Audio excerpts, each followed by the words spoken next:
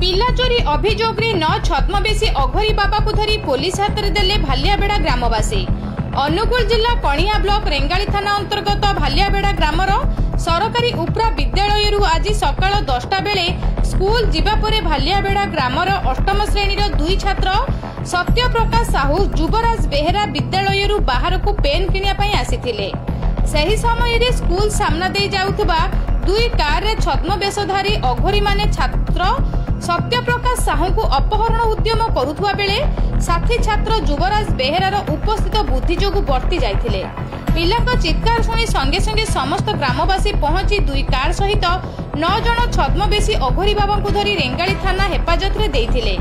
Rengali police थाना रे 9 जन छद्मवेशी को अटक रखी तदंत जारी रखिछि।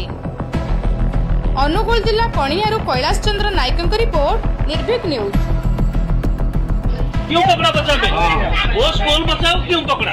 बोलिए बोलिए बोलिए।